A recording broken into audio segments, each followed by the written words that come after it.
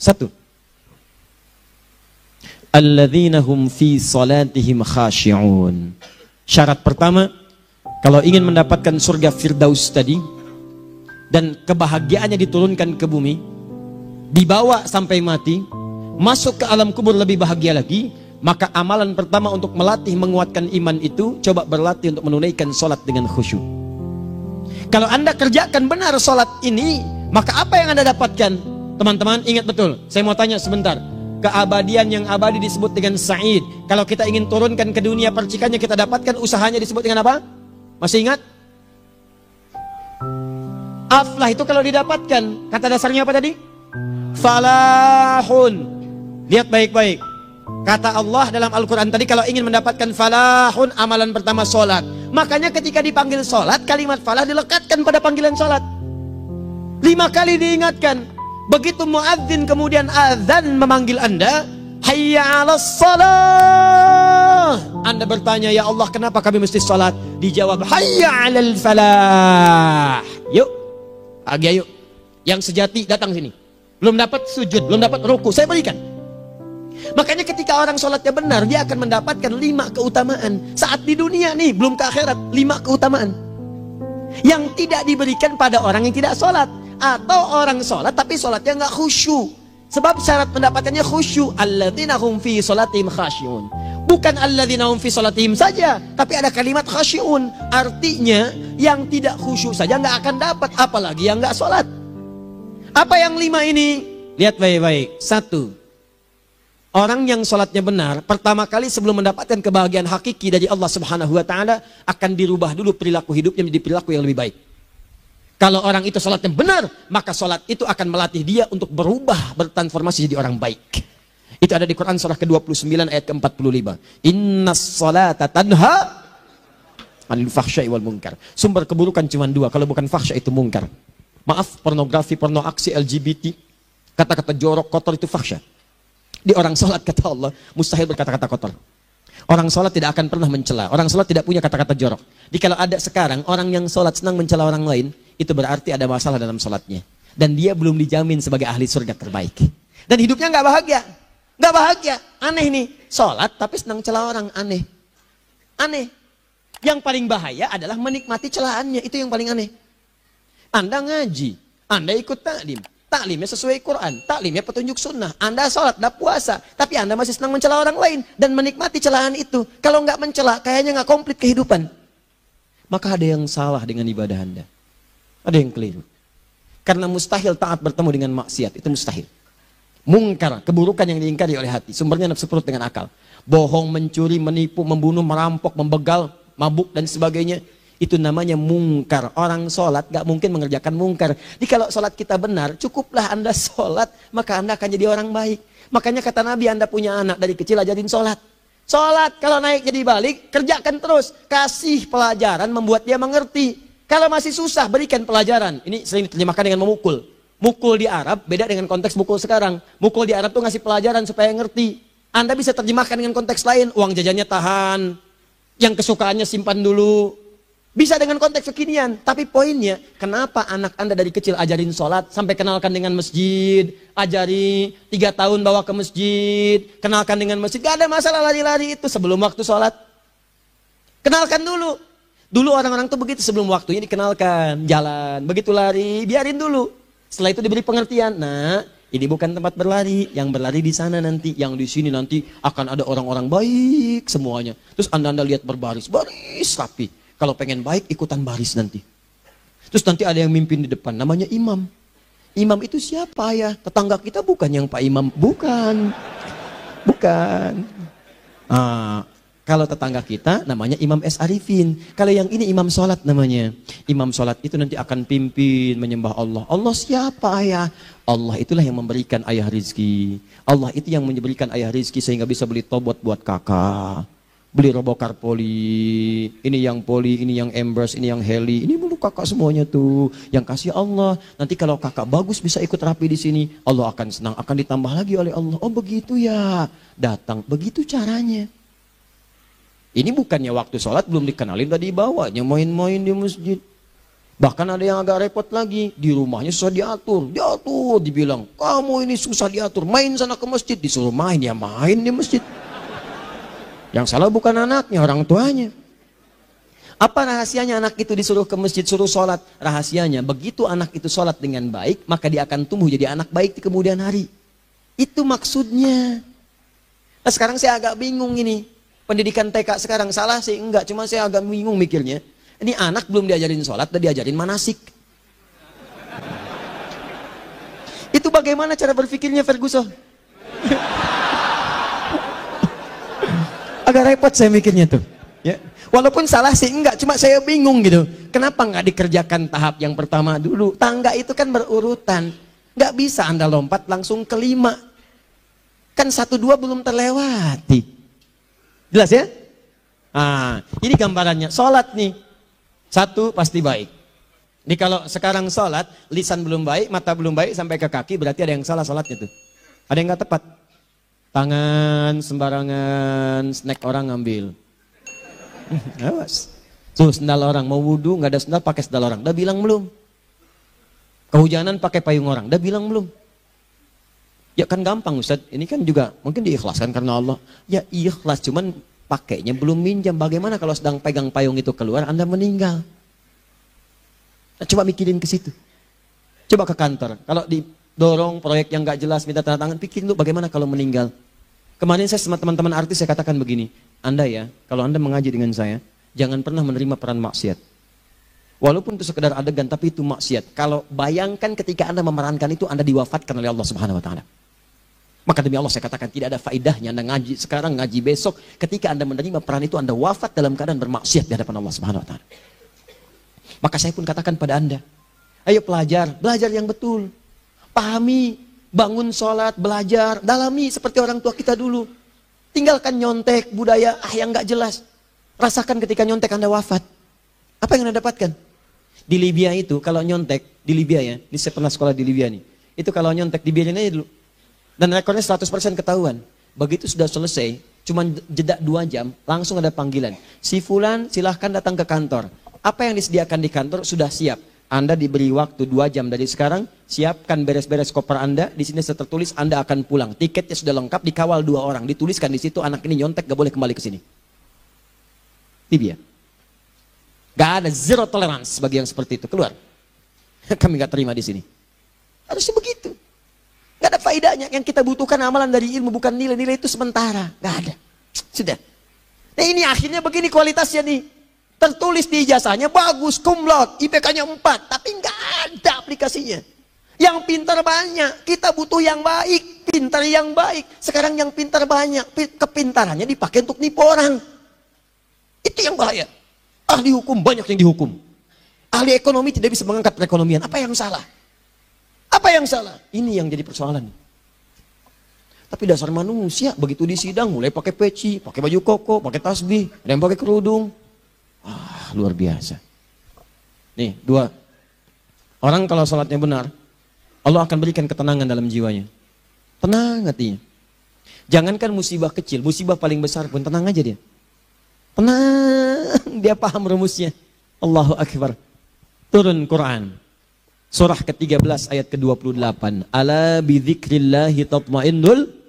Yakinkan pada dirimu, zikir kepada Allah membuat hati tenang. Di antara turunan zikir amalannya adalah sholat. Dari mana taunya? Quran surah ke-20 ayat ke-14. Innani anallahu la ilaha illa ana fa'budni wa aqimis salata lidzikri. Saya Allah, kata Allah ke Nabi Musa. Tidak ada Tuhan selain saya, sembah saya. Bagaimana menyembahmu ya Allah? Tunaikan sholat sebagai zikir kepada saya. Zikir. Nah, maka kalau Anda sedang tidak tenang, ayo ke masjid. Banyak zikir itu, baca Quran zikir. Quran surah 15 ayat 9. Inna nahnu nazzalna dzikra. Kami turunkan Al-Quran sebagai zikir. Jadi kalau Anda sedang baca Al-Quran, Anda sedang berzikir. Ibu kalau sedang gak tenang, Bu, gelisah, gak enak, gak usah mengeluh, apalagi bikin status gak karuan. Ibu wudu, ambil mushaf baca. Begitu sedang baca ada ketenangan dalam jiwa. Berdoa, zikir. Kalau sedang gak tenang, besok ada proyek, doa dulu. Doa itu memberikan ketenangan. Makanya doa disebut dengan zikir. Quran surah ke-7 ayat 205. Wadhkur rabbaka fi nafsika tadarruan wa khifatan wa dunal jahri minal qaul. Ayo berzikir, minta kepada Allah dengan segenap jiwamu, mohon dengan penuh ketawaduan. nanti ketenangan diberikan. Menghafal Quran, baca itu zikir. Quran surah ke-54 ayat 17, 22, 32, 40. Walaqad yassarnal Qur'ana lidzikri fahal mim muddakir. Menyebut nama Allah, Al-Asmaul Husna itu zikir. Sedang ada persoalan, ya Allah, ya Allah, ya Allah, ya Rahman, ya Rahim, ya Malik, ya Qudus, ya Allah, ya Allah, ya Allah, ya Allah. Zikir. Dalilnya Quran surah kedua ayat 152. Fadhkuruni azkurkum. Sebut namaku, zikir. Apapun akan mengingatmu. Gimana menyebutnya? Ditafsir di Quran surah 17. Ayat keberapa? 110. Qulidullah awid rahman ayyamma tad'u falahul asmaul husna. Sebut nama Allah. Itu menentramkan pada jiwa. Sedangkan sholat gabungan dari semua zikir tadi. Bukankah dalam sholat Anda baca Al-Quran? Bukankah dalam sholat Anda menghafal Al-Quran? Bukankah dalam sholat Anda berdoa? Bukankah dalam sholat Anda istighfar? Anda mohon digabungkan semua itu. Amalan sholat menggabungkan semua jenis zikir. Masa Anda nggak tenang juga? Makanya sholat, jangankan sholat ya, tempat sholat itu yang menenangkan. Tempat sholat, tempat paling tenang di muka bumi. Kalau nggak percaya silahkan. Ya, Anda sebelum masuk ke Istiqomah ini, begitu Anda masuk kan perasaannya beda kan? Lain. Silahkan cek kalau cari ketenangan datang ke masjid. Masuk, wudhu masuk, sholat 2 rakaat, tenang. Dekat kipas angin, saking tenangnya, plak, ngantuk tidur. Beneran. Enak. Makanya saat Ramadan kalau orang pengen cari ketenangan, lihat. Di perusahaan-perusahaan penuh tuh musola, pada tidur. Ya, mengamalkan hadis palsu. Ya, dia musoim ibadah, tidurnya orang puasa ibadah, hadis palsu. Nah, itu teman-teman. Itu gambarannya tiga. Orang yang salatnya khusyuk benar, itu dijamin langsung oleh Allah Subhanahu wa taala akan dimudahkan semua urusan hidupnya termasuk rezekinya. Ini yang saya katakan. Jadi saya katakan tadi, di akhirat ini, di surga, rezeki tinggal ngambil. Anda kalau benar sholatnya, itu langsung dijanjikan oleh Allah. Rezeki itu nggak perlu Anda banyak pikirkan. Ikhtiar sedikit, datang. Bahkan dari sisi yang tidak Anda duga. Apa dalilnya? Quran surah ke-65 ayat 2 dan 3. Ditafsir di Al-Baqarah ayat 2 dan 3. Wa may yattaqillaha yaj'al lahu makhraja. Ada orang yang meningkatkan takwanya kepada Allah, kami mudahkan urusan hidupnya. Setiap persoalannya diberikan jalan keluar, mudah. Solusi. Setiap ada problematika, ada solusi. Wa yarzuqhu min haitsu la yahtasib. Dan kalau dia ingin mendapatkan rezeki, bahkan kami kirimkan dari sisi yang tidak dia duga. Orang lain capek ini datang lagi, tawaran proyek datang lagi. Utsman tuh Masya Allah, kayanya banyak. Tapi yang paling dirindukan bukan saat mendapatkan peningkatan omsetnya, yaitu saat dia mendapatkan waktu khusus dengan Allah untuk sholat. Malam hari sampai-sampainya sempat sholat tahajud sampai khatam Al-Quran. Abdurrahman bin Auf demikian, Tamim Ad-Dari demikian. Sholat karena tahu sholat itu meningkatkan rizki. Karena tahu kuncinya ada di situ, Allah yang punya rizki. Disebut dengan Razak, pemilik rizki. Maka saya harus punya hubungan dekat dengan Allah. Kalau sudah punya hubungan dekat, mau apa aja gampang. Belum minta, udah diperhatikan. Silahkan cek, Anda punya hubungan baik dengan bos Anda di kantor. Ya, sebelum Anda minta, beliau udah pikirin tuh. Telepon bendahara. Dia udah ngambil belum gajinya? Belum Pak, tambahkan bonus sekian. Kenapa? Karena dia mengawasi Anda. Allah maha tahu dibandingkan dengan bos Anda. Mendekat kepada Allah, semua diperhatikan oleh Allah. Siapa orang takwa itu? Kalimat takwa pertama di Al-Quran, Al-Baqarah ayat 2. Amalannya ayat 3. Dzalikal kitabu la raiba fihi hudal lil. Siapa mutakin itu? Ayat 3-nya. Alladzina yu'minuna bil ghaib wa yuqimunas shalah. Nih, gampang. Kalau pengen mudah hidupnya gampang. Biaya nggak mahal, tenaga nggak banyak. Tingkatkan takwa. Nih, kalau hidup Anda masih susah, di kantor champion, di rumah tangga bermasalah terus, atau sebaliknya, maka boleh jadi kalau gelar Anda tinggi, harta Anda banyak, tapi selalu punya masalah. Bukan Anda kurang hebat, bukan Anda kurang kedudukan, bukan Anda kurang kaya, Anda kurang takwa. Dan yang paling dahsyat, mungkin sholat Anda belum berkualitas. Orang yang sholatnya benar, khusyuk dia, bahkan saat sholat itu kalau dia minta, maka seketika doanya akan dikabulkan. Tanpa diskusi, langsung seketika. Contoh, Quran surah ketiga, ayat 38 sampai 39. Demi Allah saya katakan, Nabi Zakaria punya masalah, masalahnya pelik. Sudah berumah tangga, istrinya divonis monofos, maaf bahkan mandul. Gak mungkin punya keturunan. Maka apa yang beliau kerjakan? Secara singkat beliau sholat. Begitu sholat minta kepada Allah. Hunalika da'a Zakaria rabbah. Di mihrab itu beliau bermohon kepada Allah. Bermohonnya sambil sholat. Qala rabbi habli min ladunka dzurriyyatan thayyibah innaka sami'ud du'a. Ya Allah, mereka katakan saya nggak mungkin punya keturunan. Sekarang saya ingin katakan ya Allah, saya hanya minta darimu saja, saya nggak akan dengarkan mereka. Ya Allah, mohon engkau maha mendengar ya Allah. Maha mendengar doa saya. Kalau kepada yang maha mendengar aja nggak mengabulkan, kepada siapa lagi saya mesti minta? Apa yang terjadi? Fanadatul malaikat wa huwa qa'imun yusalli fil mihrab. Turun malaikat mengabarkan sedangkan beliau masih sholat, belum selesai dalam sholatnya. Sholat khusyuk itu belum selesai sholat aja dikabulkan, doa sudah turun. Sholatnya belum selesai, doa sudah dikabulkan. Annallaha yubashshiruka bi Yahya. Allah kasih kabar gembira. Doa kamu didengar, dikabulkan. Kamu akan punya anak. Namanya langsung dari Allah Yahya. Artinya hidup yang mustahil menurut manusia. Lahir seorang dari rahim perempuan yang menopus dan mandul. Bayi yang hidup, kata Allah nggak ada yang mustahil bagiku. Jadi dan jadi dia. Berita baiknya, Nabi Zakaria sholat dikabulkan. Umat Nabi Muhammad sebelum sholat sudah ditunggu oleh Allah. Mau minta apa? Aku kabulkan sekarang. Hadisnya qudsi. Saya bacakan. Hadatsana qala Rasulullah sallallahu alaihi wasallam qala Allahu azza wa jalla qasamtu shalah baini wa baina abdi. Kata Allah, saya bagi dua ya salat antara aku dengan hambaku. Wali abdi ma sa'ala. Kalau hambaku benar salatnya, aku berikan apapun yang dia minta sekarang. Idza qala al-abdu alhamdulillahi rabbil alamin. Bagian pertama, kalau hamba benar membaca Al-Fatihahnya dari alhamdulillahi rabbil alamin, kalau Allah azza wa jalla dijawab oleh Allah, hamadani abdi, hambaku sedang memujiku. Wa idza qala ar-rahmanir rahim, jika hambaku berkata ar-rahmanir rahim, kalau Allah azza wa jalla asna alayya abdi, hambaku sedang menyanjungku. Wa idza qala maliki yaumiddin, kalau Allah azza wa jalla majjadani abdi, kalau hambaku mengatakan maliki yaumiddin, kata Allah hambaku sedang mengagungkanku. Perhatikan sekarang. Wa idza qala al-abdu iyyaka na'budu wa iyyaka nasta'in. Jika hambaku berkata sekarang, ya Allah, kami sekarang ibadah, sholat menyembahmu. Dan kami sekarang sedang punya masalah, kami hanya minta tolong kepadamu, ya Rabb. Apa jawabannya? Beda dengan sebelumnya. Kata Allah, hadza baini wa baina abdi. Inilah perjanjian antara aku dengan hambaku. Wali abdi, kalau hambaku benar khusyuk sholatnya sampai detik ini, baru sampai Al-Fatihah itu pun belum tuntas. Baru sampai Al-Fatihah itu pun belum tuntas. Kalau benar bacaannya, betul sholatnya dari takbir sampai dengan selesainya, sampai ayat itu, iyyaka na'budu wa iyyaka nasta'in, kata Allah, masalah apapun yang dia minta sekarang, aku akan kabulkan. Besok saya kasih rahasia. Yuk, yang di KBP. Ada awal pembuka di awal sebelum Al-Fatihah yang kalau Anda benar bacanya, itu pengantar kepada pengabulan doa di Al-Fatihah. Apa itu? Besok. 5. Yang kelima ini yang paling diharapkan. Dan ini penutup dalam kajian kita malam ini. Teman-teman sekalian, perhatikan baik-baik.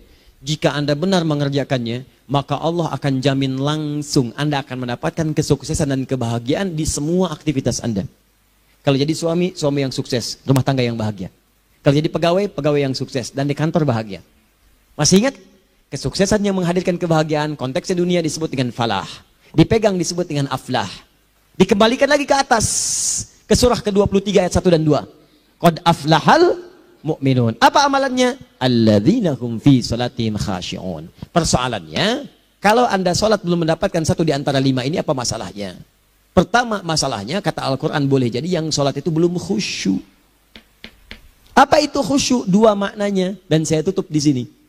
Apa yang 2 itu? 1, kebanyakan orang salat masih membawa dunia dalam salatnya. Makanya kalau pengen khusyuk, kata Allah, maka Anda rasakan akan bertemu Allah. Rumusnya Quran surah kedua ayat 45 sampai 46. Rasakan secara singkat, mungkin itu sholat terakhir yang Anda akan kerjakan dalam kehidupan. Mungkin di sholat itu Anda wafat. Kata Allah, alladzina yadhunnuna annahum mulaqu rabbihim. Orang khusyuk itu sudah kelihatan dari sebelum sholat, dia sudah merasa persiapan menghadap Allah. Persiapan ke manusia aja, dia sudah siap-siap mandi dulu, ganti pakaian, pakai parfum, macam-macam dan sebagainya. Hanya memenuhi undangan manusia. Allah mengundang Anda 5 kali dalam sehari. Ya maaf, mengabulkan doa Anda, mencukupkan kebutuhan, menyembuhkan kalau sakit. Disiapkan Anda. Harusnya apa? Penampilan sempurna. Kata Quran, orang khusyuk itu kelihatan sebelum sholat. Pakaiannya kelihatan. Quran surah 7 ayat 31. Ya bani Adam khudhu zinatakum inda kulli masjid. Hai anak cucu Adam, kalau tiba panggilan dari masjid, kenakan pakaian terbaikmu. Di anak cucu Adam tuh kelihatan. Kalau orang khusyuk, begitu azan kelihatan pakaiannya lain. Pakaiannya indah. Khudhu zinatakum, kenakan pakaian terbaikmu. Dipakai, bertemu Allah. Bertemu manusia aja pakaian bagus-bagus. Ini aneh ya. Ada orang salah ibadah aja. Orang salah ibadah pakaiannya bagus-bagus. Lihat di hari-hari tertentu, besok tuh. Orang mau ke tempat masing-masing tuh. Ada yang pakai jas, pakai dasi, pakai batik, pakai kebaya. Anaknya dibawa, dikuncir 2, bawa manisan, macam-macam. Mau salah ibadah aja, tampilan bagus. Masa antum yang benar ibadahnya nggak bagus? Bedakan. Pakaian futsal, pakaian sholat, ganti dengan yang sholat. Ini gimana pakaian sholat pakai pakaian futsal? Depannya gambar Messi, belakang Ronaldo. Repot. Malaikatnya juga bilang, kamu salah baju, harusnya Luka Modric.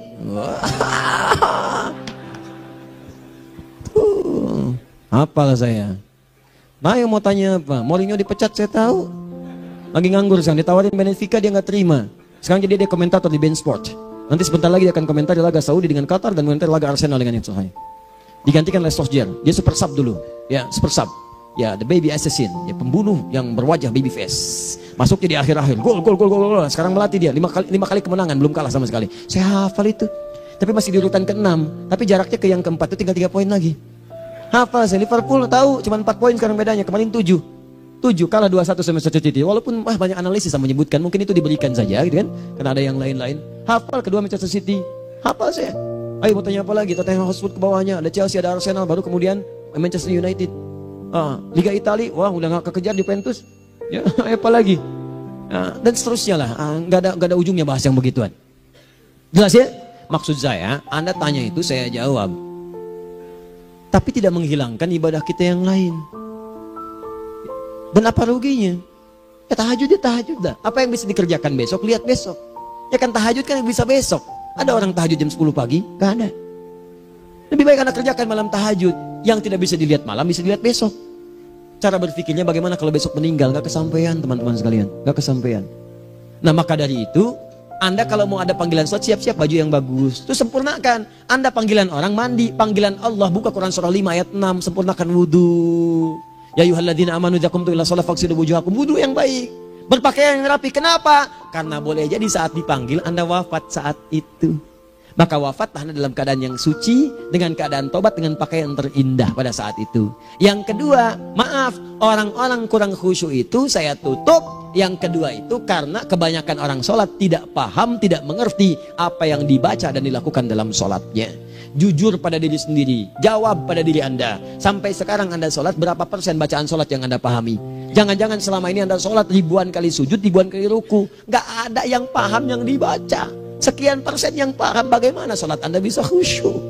Pekerjaan Anda dipahami, urusan akhirat Anda gak dipahami. Di mana cara berpikirnya? Aku yang bagaimana atau engkau yang harus bagaimana? Ya, coba berubah. Nah ini baru satu amalan, belum yang lainnya. Ada 5 amalan lagi. Yang kalau kita bisa turunkan itu, selain sholat yang khusyuk, maka jaminan tadi akan datang. Baru sholat khusyuk aja 5 datang. Apalagi ditambah dengan 5 amalan lainnya lagi. Demi Allah saya katakan, dunia kecil sekali, gak ada nilainya. Akhirat aja enak. Nikmat.